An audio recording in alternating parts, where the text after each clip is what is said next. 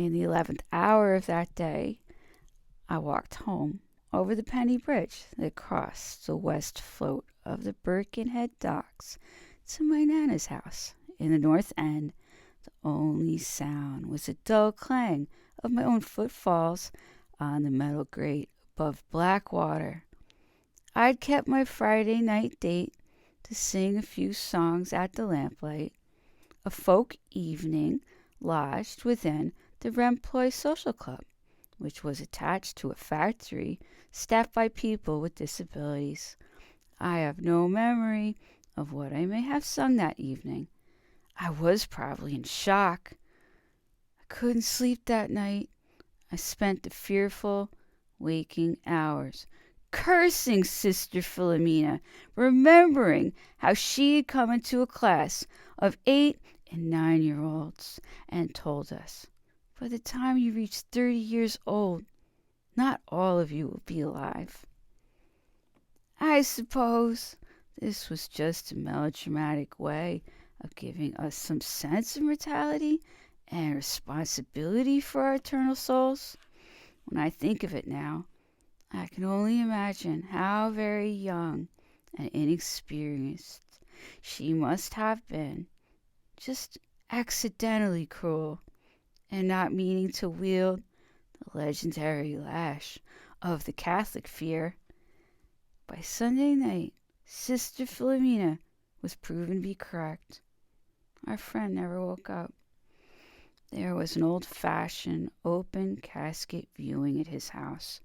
I got to the door of the front room and could enter no farther than to glimpse his waxy forehead, sealed lashes, and painted lips.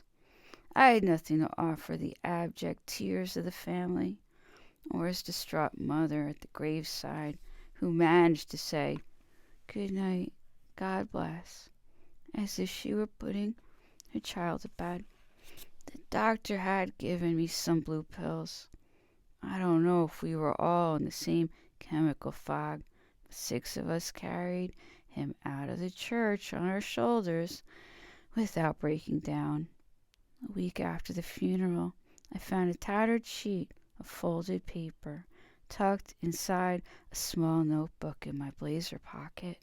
It was the lyrics to John Lennon's Working Class Hero, which Tony had meticulously written out for me in an erratic hand with a leaking biro in an attempt to persuade me that I should sing it.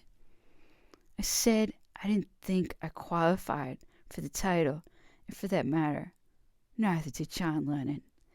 Tony loved the line about fucking peasants. I think because nobody had ever sung fucking on a record before, and there are people in Liverpool who can insert 5 fucks into a 3-syllable word if they've got a point to make. Not quite 2 months later, on April 28th, 1972 to be precise, my singing partner, Alan Mays, and I played support to a psychedelic folk trio called the National Acoustic Band. The show was at Quarry Bank, John Lennon's old school.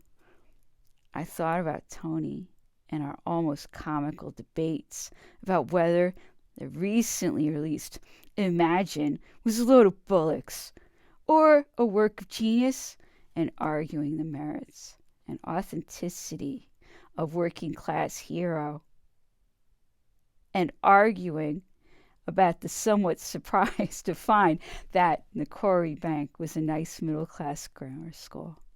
The pleasant bit of greenery around it was surely nothing like our grim Victorian red brick monstrosity at the top of Islington, rising out of Liverpool city centre. I suppose the teachers were doing their best. I wouldn't have wanted to drill an appreciation of the poetry of Gerard Manley Hopkins into our unwilling heads. They taught us about sprung rhythm and made us recite, "Glory be to God for dappled things, for skies of couple color, as a brinded cow." The only holy cow I wanted to hear about was the one on that Lee Dorsey record.